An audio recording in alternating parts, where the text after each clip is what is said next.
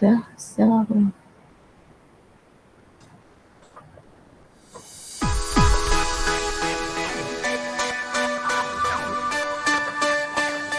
Saya.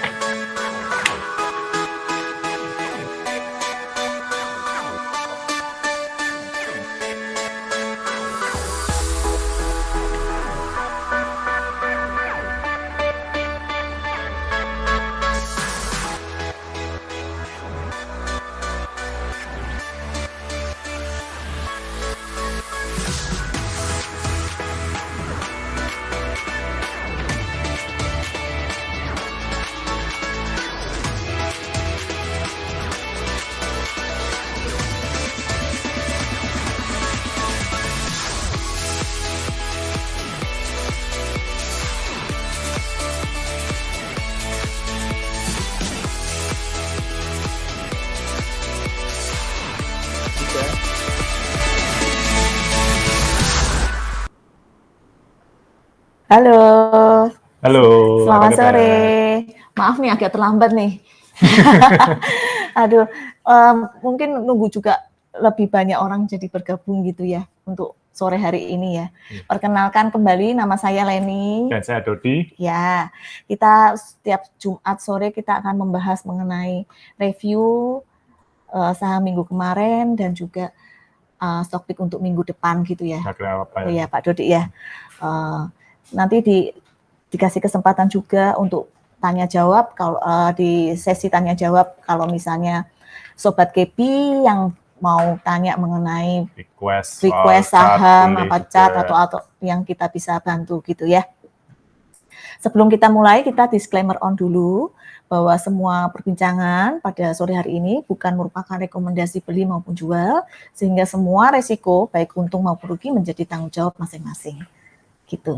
Ayo kita mulai ya. Bagaimana kondisi sepekan dari market ini?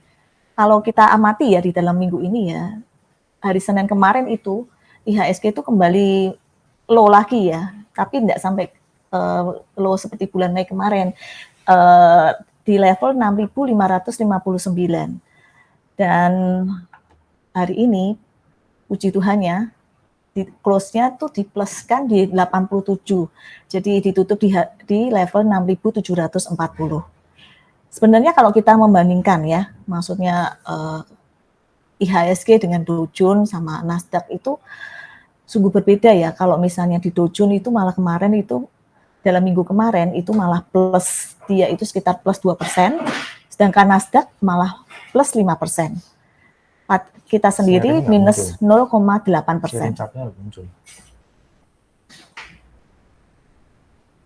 Nah, jadi kok ada perbedaan mengenai hal ini gitu.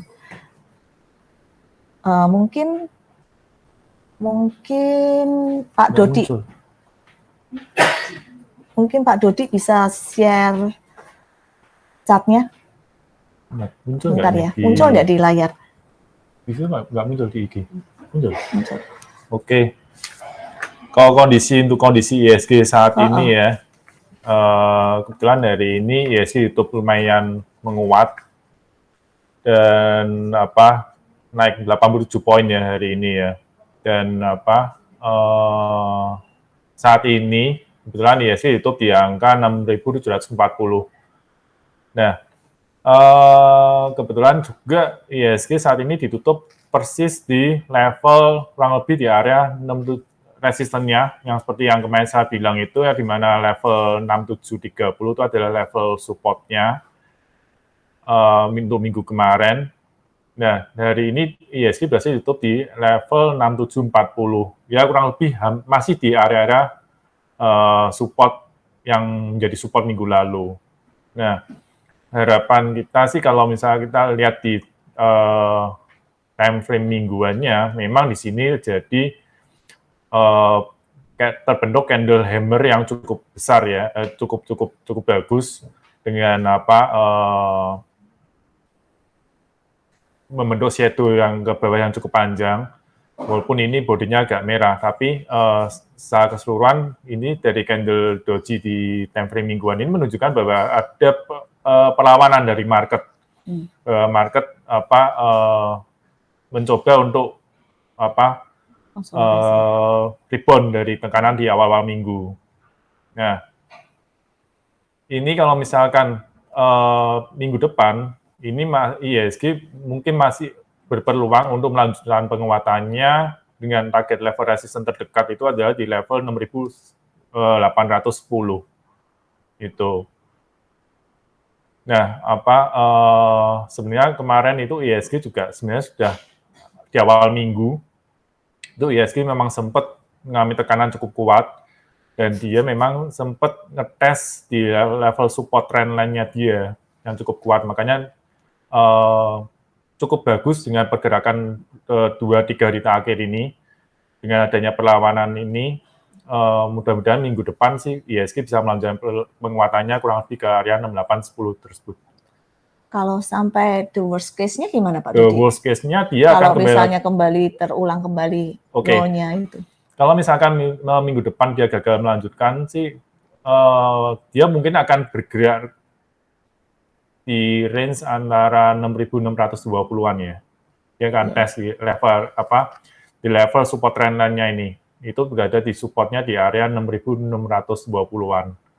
Jadi mungkin kita bisa lihat kalau misalkan dia besok minggu depan gagal melanjutkan penguatannya, dia akan bergerak lagi di range antara 6.730 sampai di bawahnya itu 6.622. Tapi kalau berhasil melanjutkan penguatannya, maka resisten yang terdekat adalah di level 6.810. Dan kalau resisten selanjutnya lagi di atas 6.810 itu ada resisten trendline yang mungkin Sobat KB perlu perhatikan adalah di level kurang lebih di area 6.900. Iya.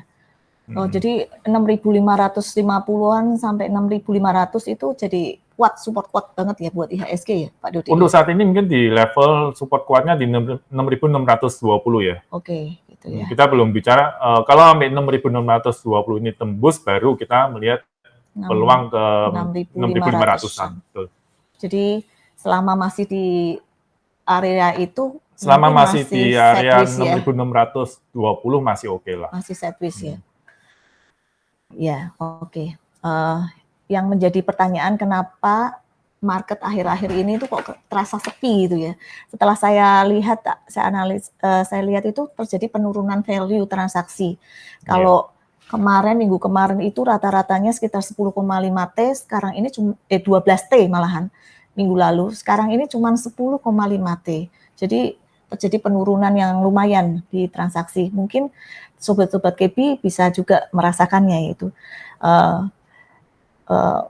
Merasakan ada kesepi marketnya, terus enggak ada uang masuk istilahnya, inflow gitu ya. Nah, mungkin ada beberapa faktor yang menyebabkan kenapa market kita ini mengalami penurunan, yaitu mungkin saat ini pasar ini sedang menunggu wait and see kepastian mengenai kenaikan BBM dan juga kenaikan dari suku bunga SBI. Jadi kalau misalnya The Fed sendiri itu kan kooperatif banget ya dalam hal ini, maksudnya dalam 1 tahun ini dia sudah ngasih warning kira-kira nanti akan naikkan suku bunga 3,5%, sedangkan BI sendiri sampai saat ini semester ini masih belum menaikkan suku bunga. Pasar menunggu wait and see mengenai hal ini, mengenai suku bunga, dan juga menunggu kira-kira nanti Pertalite ataupun solar mau dinaikkan sampai level berapa, karena itu pengaruh dengan inflasi. Terus juga kemungkinan karena pasar ini sedang juga melihat bahwa spread antara suku bunga The Fed sama SBI itu terlalu dekat gitu. Jadi suku bunga SBI sendiri kan 3,5, sedangkan The Fed 1,75, spreadnya terlalu dekat. Sementara kita tuh ratingnya kan berbeda dengan Amerika gitu. Terus juga kemarin hari Jumat itu ada pengumuman mengenai inflasi. Inflasinya juga lebih tinggi daripada ekspektasi. Jadi kemarin itu masih inflasinya 4,35%. Juga di minggu ini dolarnya itu ya 15.000, kelihatannya mungkin ada intervensi, terus turun lagi 14.950, 15.000, 14.990 gitu. Mungkin ini juga membuat sebenarnya indikasi juga bahwa market itu juga wait and see gitu. Cuman mungkin di dalam minggu ini ada faktor-faktor yang bisa dijadikan pertimbangan positifnya ya, bahwa ada terjadi penurunan di dalam harga komoditas. Harga komoditasnya ya misalnya ya kayak CPO itu turun sampai 17%. Gandum turun sampai 5,5%. Soybean turun sampai 9%. Oil sendiri turun 2,8%. Nikel turun 5,5%. Timah turun 7,7%. Gold turun 3,7%. Terus coal malah plus 6,5%. Jadi sebetulnya kalau komoditas turun itu kan pengaruh positifnya buat inflasi. Dan juga soft commodities kayak seperti CPO, gandum, soybean itu juga bagus ya buat apa? Buat sektor konsumer gitu. Terus juga penjualan asing di dalam minggu ini tidak sederas minggu kemarin. Kalau minggu kemarin tuh sampai 3 triliun, ya minggu ini sekitar 2,5 triliun saja. Kita review juga dulu saham-saham pekan ini, saham-saham yang mengalami kenaikan atau penurunan minggu ini. Top gainersnya itu masih Raja, Asa, Meta, BP, PNBS. Losernya WinR, Sliss, Nano, ST, Excel. Top aktifnya masih BRI, BCA, Bank Mandiri, Goto, sama Astra.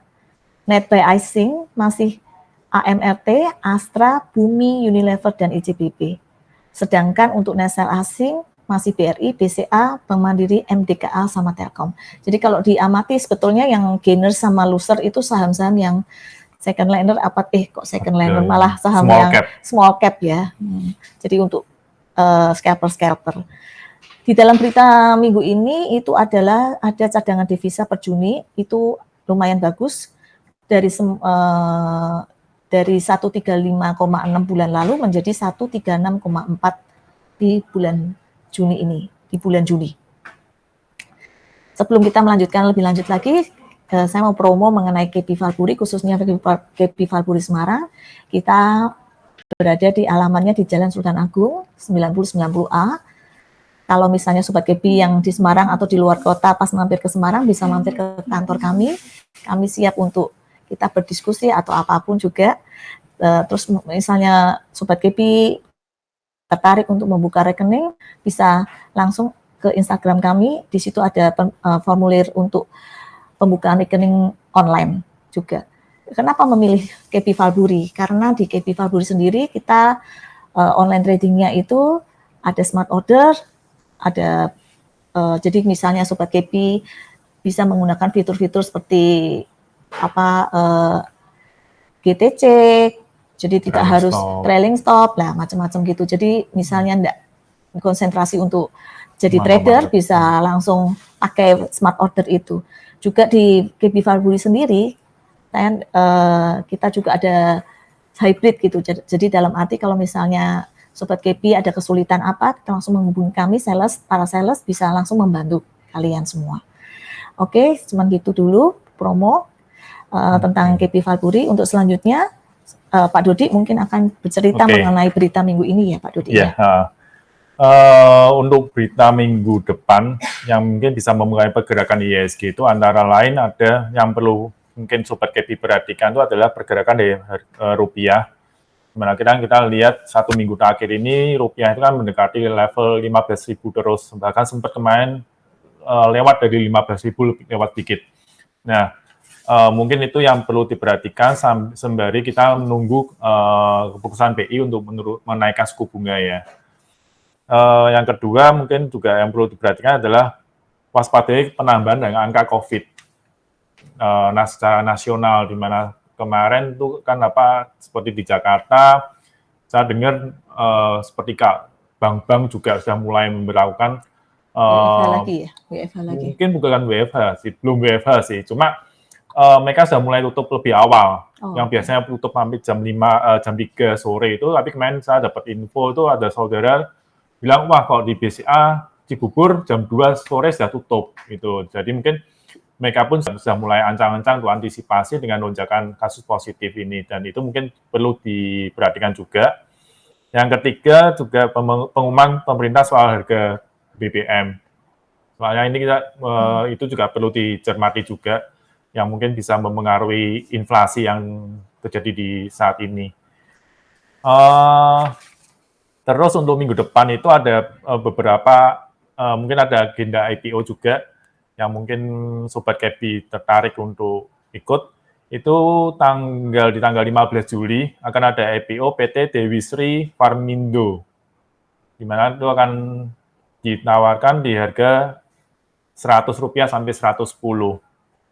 Dan minggu depan itu ada juga RUPS yang mungkin banyak yang menantikan, itu adalah RUPS saham Friend, di mana mungkin itu ada kemungkinan di RUPS-nya itu akan membahas soal rencana tender offer, ya.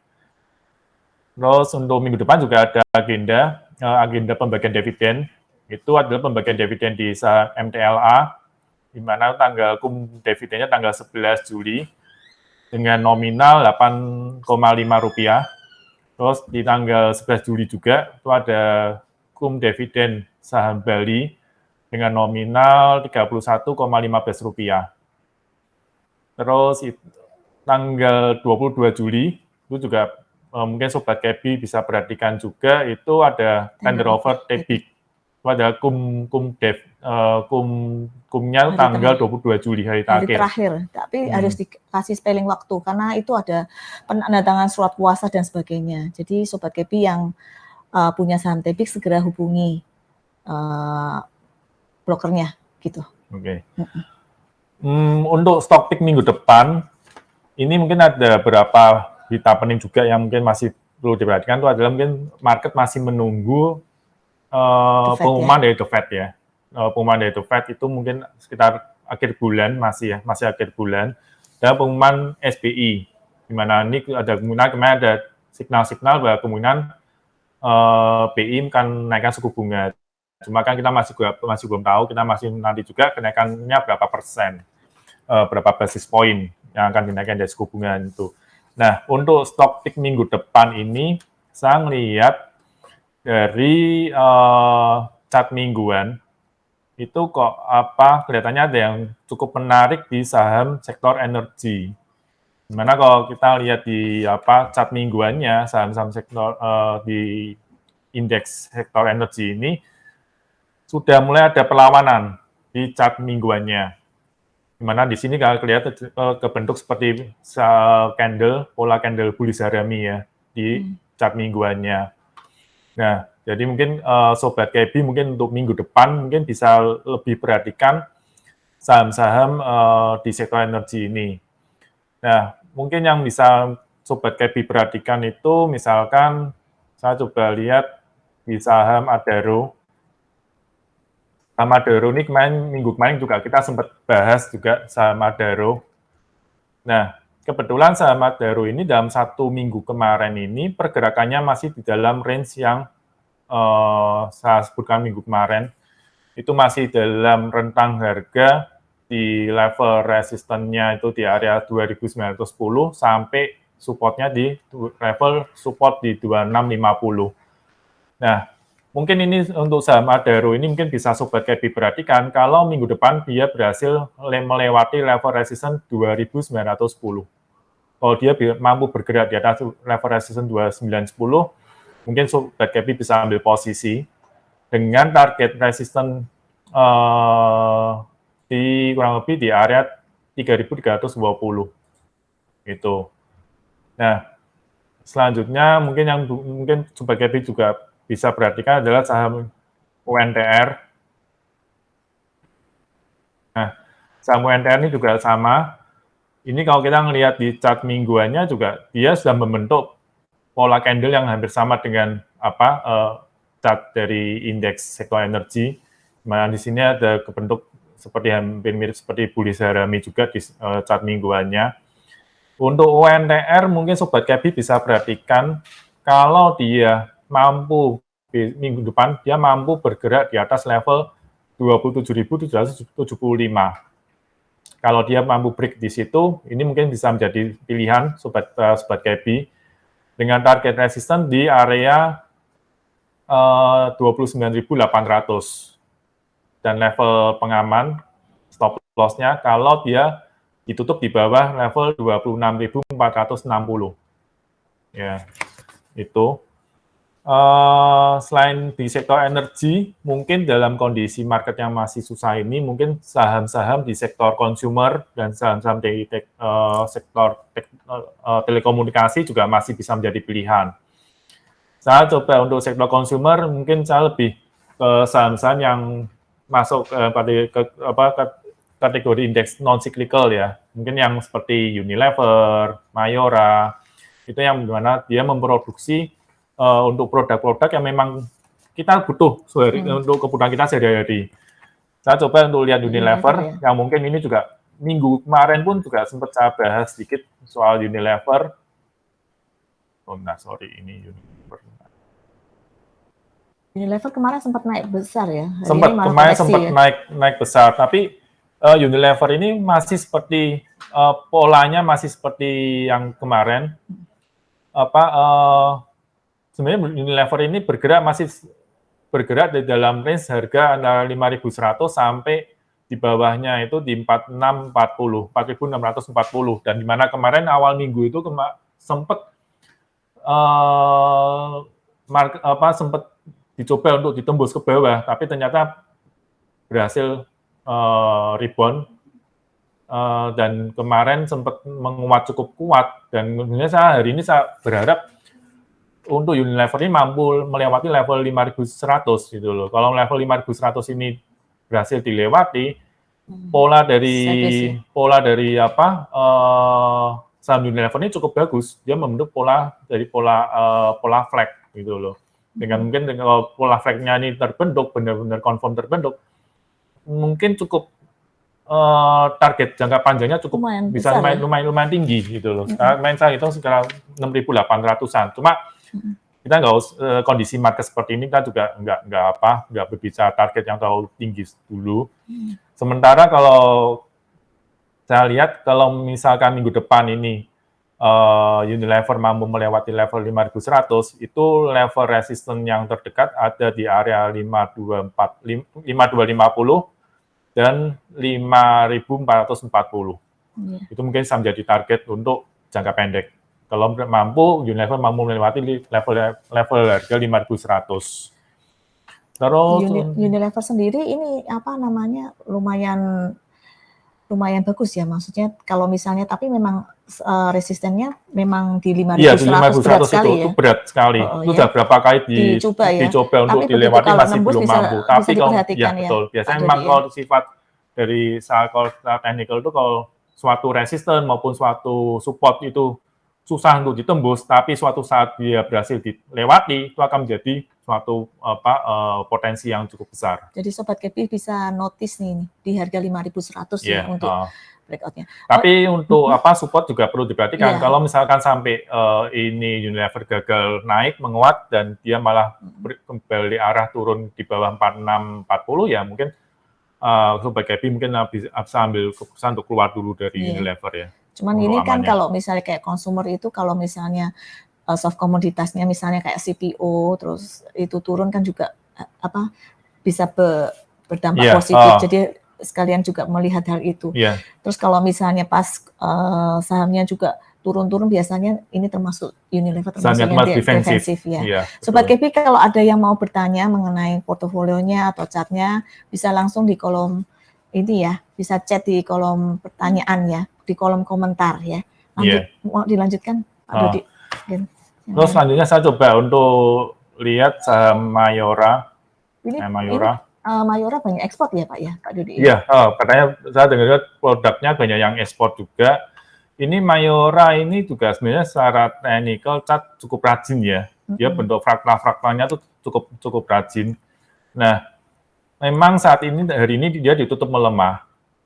Nah, tapi ini kalau kita lihat di chart mingguannya pun juga sebenarnya dia membentuk, bentar nih saya hapus dulu.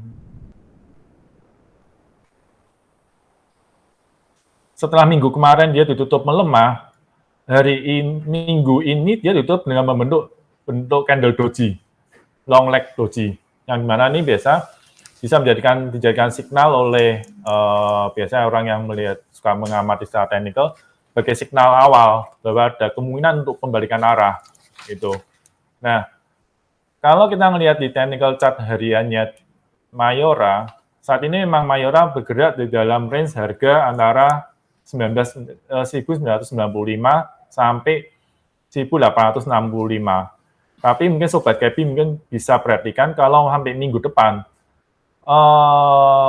Mayora ini mampu melewati level 1.995, mungkin Sobat Kepi bisa ambil posisi dengan target resisten di kurang lebih di 2.195.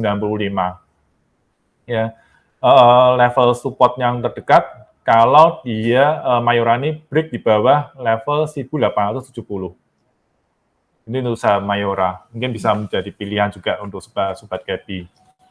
Ya, ini kalau diperhatikan sebetulnya kalau sektor konsumer itu ini ya kebalikan dari sektor yang lain ya. Kalau yang energinya naik, terus semuanya naik, malah sektor kayak konsumer malah turun ya. Agak lemah. Jadi saham IHSG sendiri itu sebetulnya seperti kayak timbangan ya, jungkat-jungkit ya. Jadi pada saat dari mana satu sektor itu lagi jelek, pasti ada satu sektor yang bagus. Nah, kita harus pintar-pintar mencarinya. Yang mana yang diganti sektornya gitu. Iya, gitu, rotasi sektor pasti ada rotasi sektor. Makanya di saham tuh selalu harus belajar terus ya, Pak Dodi. Betul, nggak ada habisnya kalau mau nggak belajar. Iya, oke. Apalagi nih Pak Dodi, setelah sektor energi, sektor konsumer, apalagi? Tadi saya bilang telekomunikasi ya. Coba kita yang lihat. Defensif ya. Telekomunikasi juga saham yang termasuk saham defensif. Ini Telkom. Kita coba ulas untuk Telkom. Saham Telkom ini sebenarnya kemarin itu dia sempat sudah break di level supportnya dia. Sempat break di awal minggu waktu pada saat IHSG itu melemah, dia sempat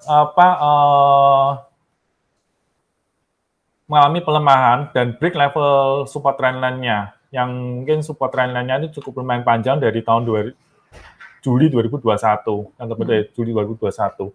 Tapi dengan dalam pergerakan saham Telkom dalam 3-4 hari terakhir ini, saham Telkom ini walaupun di sini ditutup dengan candle merah, tapi dia mampu berhasil kembali lagi di atas level support trendline-nya dia. Ya, jadi ini mungkin juga kalau kita lihat dari saham time frame mingguannya juga, ini juga lihat nampak bahwa ini ada terjadi long leg doji juga yang cukup panjang, shadow yang ke bawahnya cukup panjang, ini menunjukkan bahwa cukup panjang perlawanan oleh market itu. Nah, ini mungkin Sobat Kepi bisa perhatikan juga untuk saham Telkom ini. Saham Telkom ini memang lebih enaknya kalau misalkan saham Telkom ini mampu melewati level resisten 4.120, baru kita ambil posisi. Kalau enggak ya di bawah 4.000 gitu? Kalau di bawah 4.000, ya betul. Jangan sampai dia pecah di bawah 4.000. Untuk amannya ya. Dan kondisi seperti ini kan kita perlu untuk misalkan kita mencari saham di mana saham itu mungkin bisa memberikan potensi keuntungan yang lebih besar daripada resikonya. Gitu. Nah, saham Telkom ini mungkin bisa menjadi pilihan, tapi dengan syarat itu, dia harus melewati level 4.120 dan level supportnya atau mungkin bisa menjadikan level sebagai level pertamanya adalah di level 4.000. Nah, target resistennya saham Telkom ini ada di level 4.250 paling dekat, di level 4.250 dan di level resisten di 4.400. Itu untuk saham Telkom. Kelihatannya juga masih sideways ya Pak Dodi ya? Ya, sebenarnya belum. Rata-rata semua kebanyakan saham-saham pada sideways semua. Blue chip rata masih pada sideways ya. Itu. Terus tadi saya tadi waktu penutupan saya sempat melihat sekelebat itu BRI ya, kok tiba-tiba ternyata berhasil menguat di penutupan tadi, sempat menguat cukup tinggi itu di level di mana BRI ditutup di level 4.200. Nah, ini saya yang cukup menarik dari saham BRI ini. Saham BRI ini memiliki pola yang hampir mirip dengan level support dan resisten yang pola mirip dengan IHSG sebenarnya. Gitu ya? Ya, ini kemarin di awal minggu, di mana saat IHSG ditekan turun cukup kuat, itu di saham BRI juga ternyata mengalami tekanan yang sama. Dan kebetulan BRI ini ada level support yang cukup kuat, support trendline di level 3970-an. Nah, kalau misalkan kita ini cocokkan dengan pergerakannya IISG, chartnya IISG kok. Ini saya coba lihat chartnya IISG. Ini hampir mirip. Di mana minggu kemarin awal-awal minggu itu juga mengalami tekanan dan IISG pun juga sempat tes level support trendline di area level 6 ini kemarin minggu kemarin itu di 65-95-an. Tapi tetap juga kembali lagi tutup di atas level support trendline-nya juga. Mana hampir mirip kalau saya lihat sepintas hampir mirip dengan BRI. Nah, ini mungkin BRI bisa menjadi pilihan juga untuk saham BRI, untuk sobat KB. Ini dari ini dia ternyata dari sore dia berhasil tutup melewati resistance trendline-nya dia paling dekat di level 4150. Nah, dan dia hari ini ditutup di level 4.200. Mungkin untuk minggu depan mungkin dia akan mencoba tes di level resistance di 4250. Ini di level resistance ini. Jadi mungkin ini juga mungkin bisa kita jadikan sebagai signal ya. Kalau kita kan tahu selama ini kan saham seperti saham BRI ini kan menjadi bisa dikatakan pilihan dari fund manager besar. Nah, biasanya kalau misalkan ini misalkan terjadi penguatan di saham BRI dan kalau misalkan nanti kita lihat kok dengan penguatan saham BRI ini ada inflow dari asing yang masuk ke saham BRI juga, mungkin bisa sobat KB jadikan sebagai signal acuan. Oh ya, ini kemungkinan harapan kenaikan suku bunga yang dari BI yang mungkin akan diumumkan tanggal 21 Juli ini, mungkin market itu sudah mulai mencium kemungkinan BI akan menaikkan suku bunga sesuai dengan harapan market, gitu loh. Jadi ini mungkin saham BRI ini mungkin bisa sobat KB perhatikan, kita coba bandingkan pergerakannya dengan chartnya IISG itu. Jadi kita juga lihat juga ya kalau minggu ini kan net sale juga banyak ya di BRI. Net sale BRI sebenarnya kalau kita penutupan sampai penutupan kemarin sore itu net sale-nya BRI masih besar sih, satu minggu itu 1,1 triliunan kalau nggak salah itu. Tapi mungkin kita dengan penguatan BRI di hari ini yang terjadi di hari ini mungkin bisa jadikan oleh sobat KB, oh kok kalau menguat ya, siapa tahu kita juga lihat, kita kan saat ini kan juga masih belum bisa lihat net sale-nya asing. Barusan sore ini. Nanti sore sekitar jam 5 baru kita tahu hasilnya.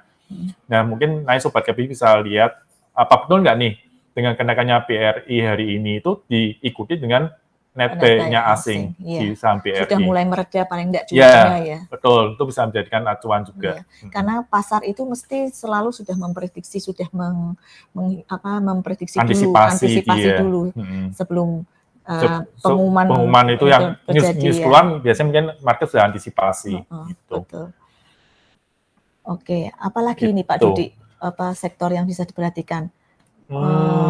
Mungkin tadi ini kan teknologi lumayan ramai nih. Teknologi ya. Apa ini? Teknologi apalagi kemarin Nasdaq kan juga yang di Amerika sendiri kan malah menguat banyak ya.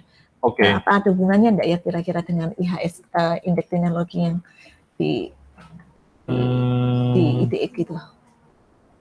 Nah, saya coba lihat dalam teknologi. Kalau ada yang mau tanya ya bisa langsung di kolom chat ya. Oke, ini saya coba lihat indeks dari saham teknologi di Indonesia. Saya lihat coba chart mingguannya. Di chart mingguannya ini terlihat tampak bahwa dalam 1, 2, 3, 4, 5, 6, 7 dan 7 minggu terakhir ini sebenarnya indeks dari saham-saham teknologi di Indonesia ini nggak bergerak kemana-mana. Sebenarnya kalau itu. Coba kita bandingkan dengan. Ada yang tanya mumpung ini Kak, Pak Dudi MTech ya. Oke, benar. Ini saya coba selesaiin ini dulu ya. Iya. Saya coba bandingkan dengan Nasdaq. Nasdaq kan itu saham teknologi juga di Amerika ya. Saya coba lihat sama nggak, ada kesamaan nggak di Nasdaq dengan di IHSG. Nah, kalau kita melihat juga dari Nasdaq dalam chart mingguannya juga, itu memang juga tampak bahwa dalam 3-4 minggu terakhir ini, untuk indeks harga saham Nasdaq ini juga nggak kemana-mana. Bisa dikatakan juga sideways juga dalam 3-4 minggu terakhir. Jadi bisa dikatakan ada kemiripan antara indeks saham Nasdaq dengan indeks teknologi di Indonesia. Itu. Jadi mungkin Sobat Kevi juga mungkin bisa diperhatikan untuk saham-saham teknologi, sektor teknologi di Indonesia, mungkin pilihan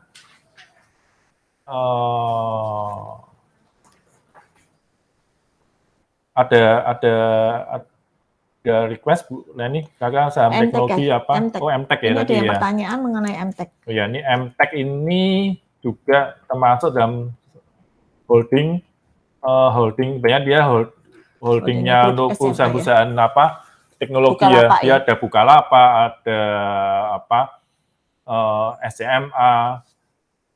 Oke, ini kalau saya lihat ini chart hariannya, untuk chart mingguannya. Oke.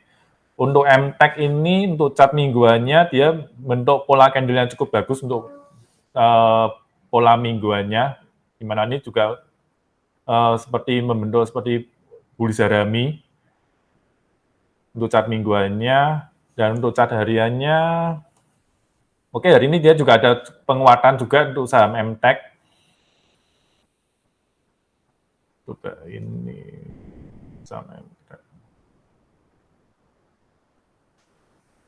Oke, ini break resistance. Masih sideways saja ya kelihatannya ya MTech ya. Ya, tapi hari ini dia membentuk penguatan cukup lumayan sih Bu Leni. Mungkin ini saya jadikan pilihan ya.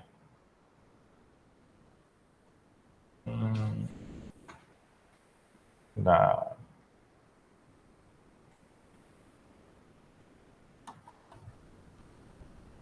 ya, untuk MTech.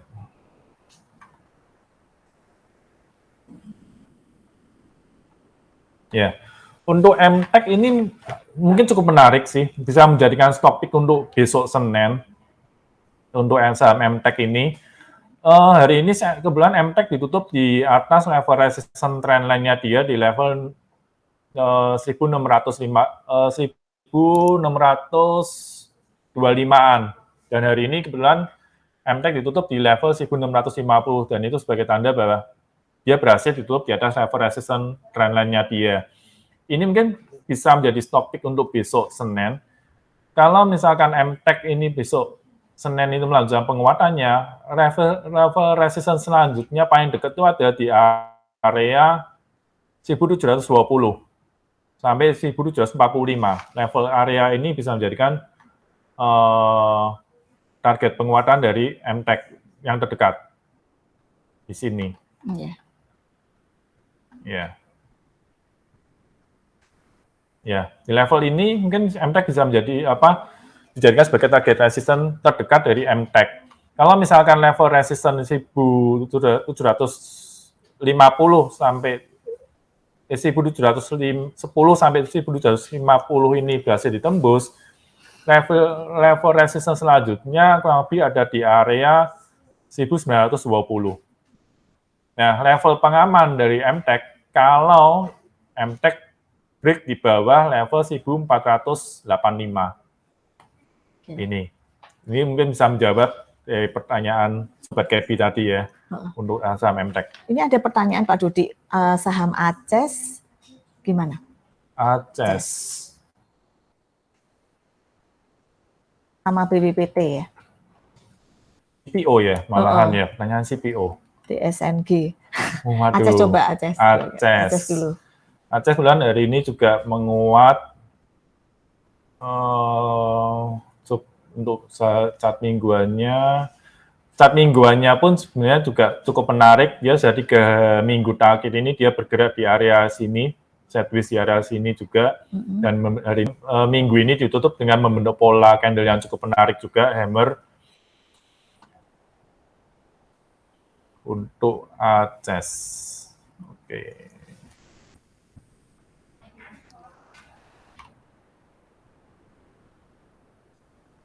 Mungkin untuk saham ACES, ini juga menarik sih untuk menjadi pilihan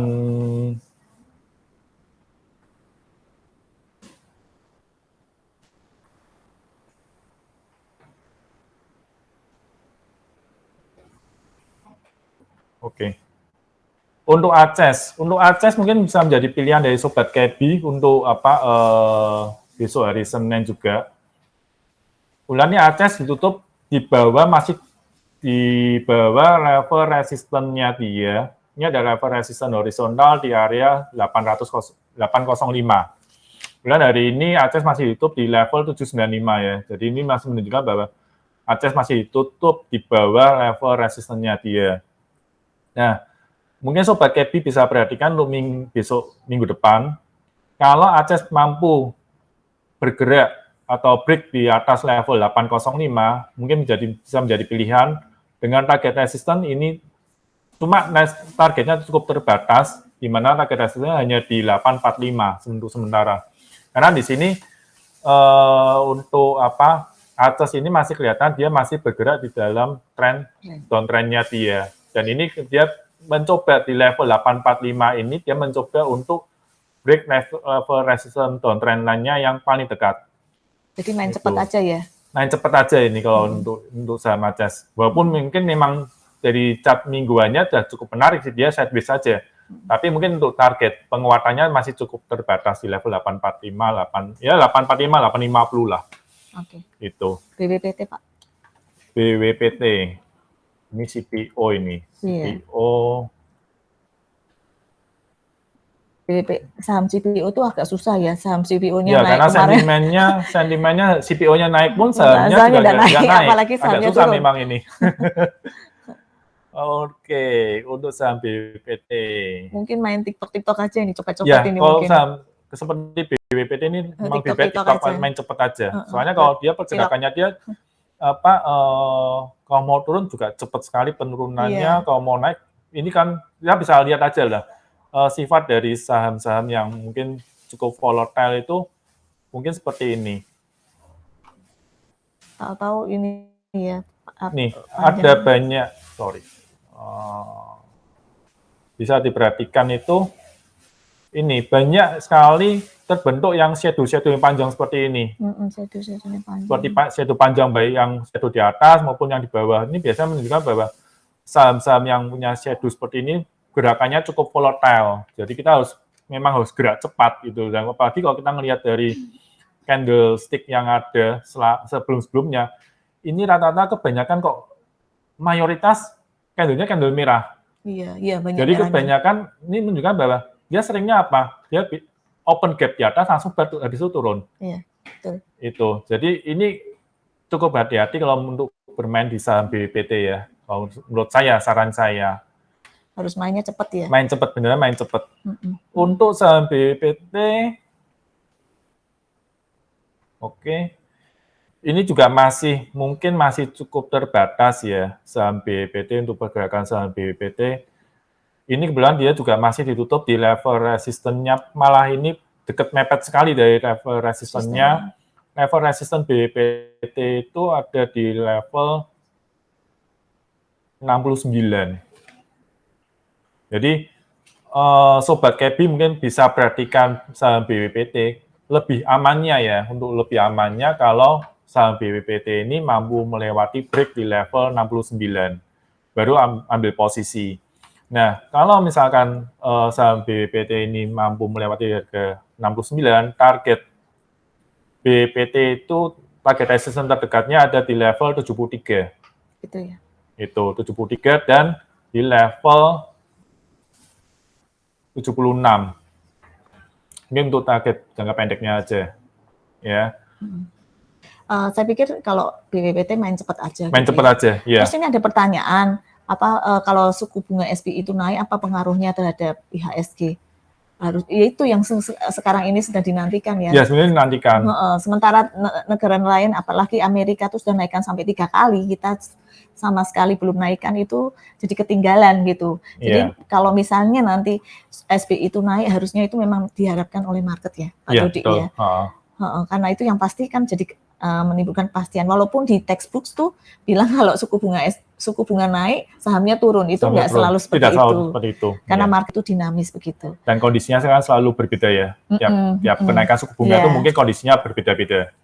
Gitu. Lanjut pertanyaan lagi, masih bisa.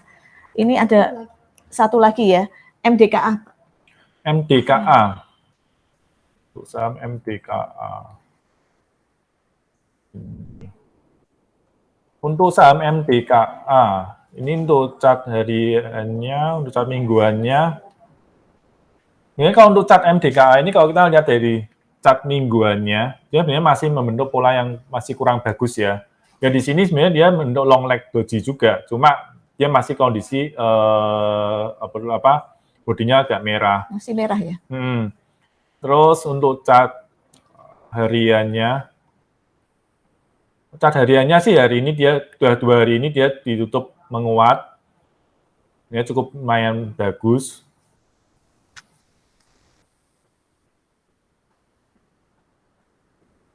Nah, tapi ini ternyata untuk saham MDKA ini dia masih ditutup juga di bawah level resistance trendline-nya dia.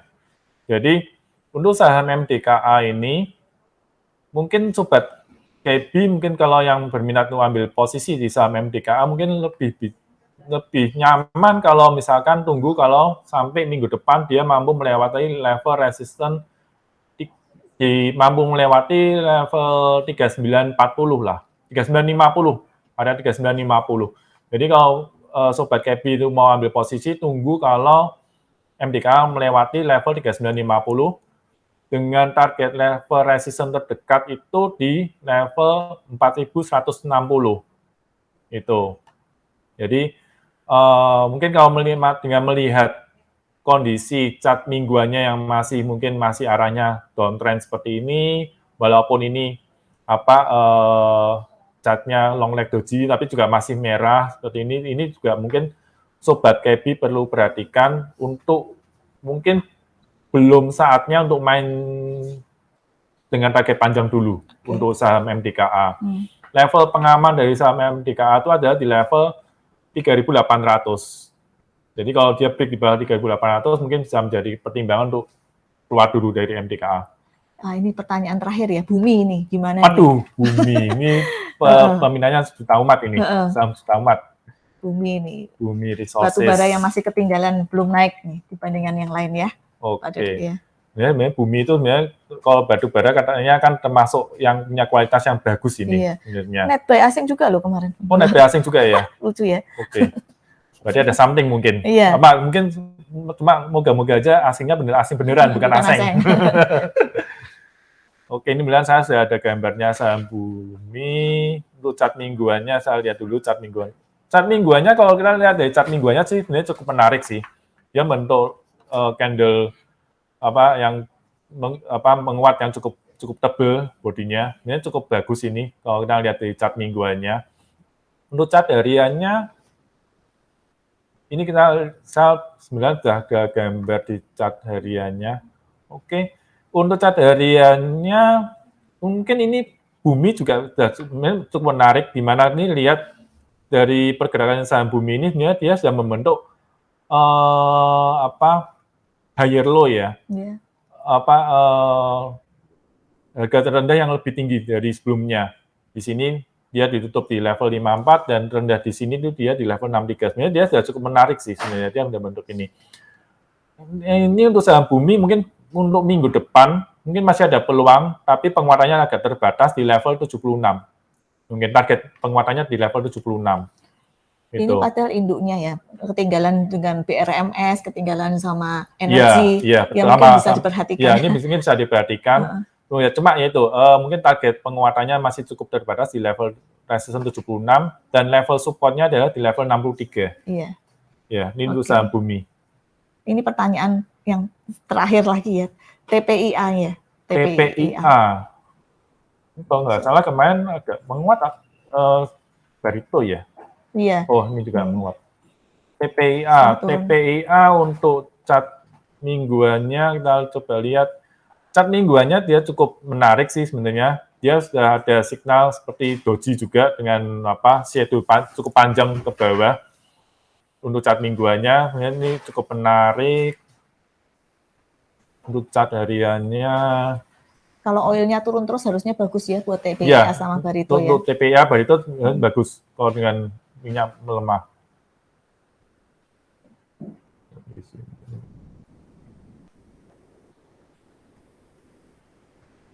Oke. Untuk TPIA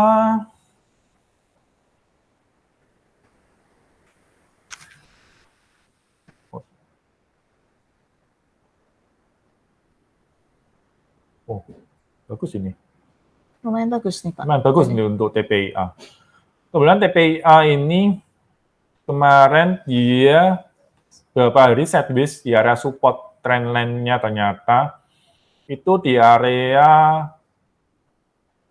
8550. Dan hari ini dia berhasil ditutup di level 8725. Mungkin untuk minggu depan, mungkin masih ada peluang untuk TPIA untuk menguat dengan target resistance di kisaran 9150. Target resistance di 9150 dan level support pengamannya kalau TPIA break di bawah 8550. Mungkin kalau sampai TPIA break di bawah 8550 mungkin bisa dijadikan pertimbangan untuk keluar dulu dari TPIA. Level pengamannya. Ini jadi versi murahnya nanti Barito aja ya kalau misalnya. Iya. Hampir sama ya gerakannya ya. Ini kan satu kelompok, satu grup kan ini, satu induk. Iya. Jadi ini cukup menarik ini untuk TPIA untuk menjadi stock pick untuk minggu depan. Oke. Jadi ini stock picknya ada beberapa macam ya tadi ya Pak Dodi ya. Iya. Mungkin bisa ditonton nanti mungkin sobatnya bisa nonton ulang ya di YouTube. Di YouTube ataupun di Instagram kita KP Valburi. Oke, saya pikir waktunya sudah mepet nih ya. Waktunya nih ada kata-kata mungkin gini ya. Market itu kan selalu berubah dalam artian dinamis gitu. Kita nih anggap aja bahwa market itu seperti kita menari. Dalam arti kadang-kala musiknya slow, kadang-kala musiknya rock and roll, kadang-kala musiknya jazz, kadang-kala musiknya klasik. Nah, kita bukan terserah kita, tapi kita yang mengikuti alunan daripada marketnya sendiri. Jadi mungkin di dalam minggu-minggu ini kalau marketnya sepi ya kita ya slow aja. Mungkin kita cuman trading pendek aja sambil menanti berita-berita selanjutnya begitu. Jadi kita lebih menyesuaikan dengan marketnya. Betul. Gitu. Jangan lupa untuk selalu money management, karena money management itu penting. Karena kalau misalnya kita sendiri di dalam kondisi sekarang ini sepi, terus juga indeksnya turun, kita ada banyak sekali mungkin ada margin atau apa gitu, psikologi kita menjadi terganggu.